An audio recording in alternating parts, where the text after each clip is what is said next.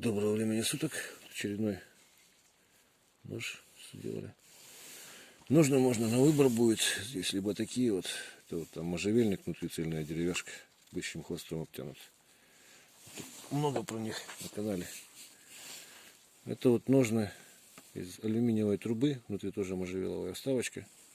Снаружи бычьим хвостом обтянута. Фиксаторы имеются, то есть его можно удлинять как бы на бесконечное. Насколько сами захотите, в общем.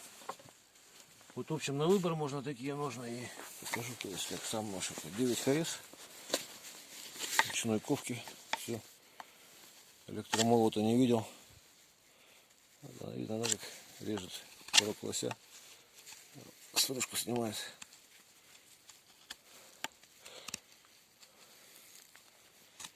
Вот.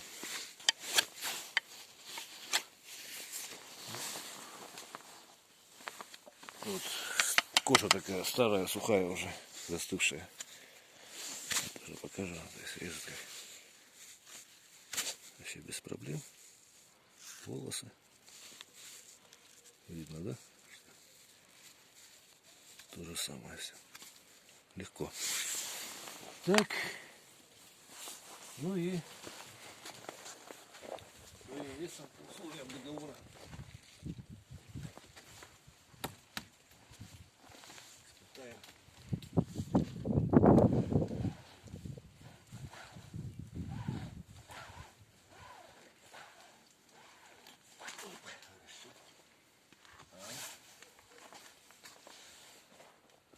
А нож вообще ничего ему.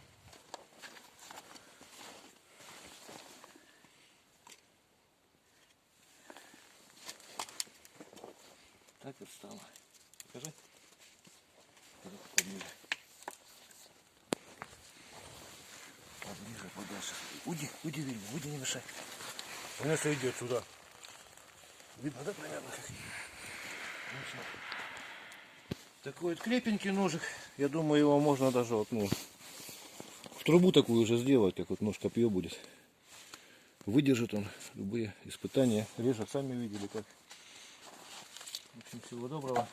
Ну, по газетке еще покажу, что там после этого всего типа не затупился двумя пальчиками по всей длине.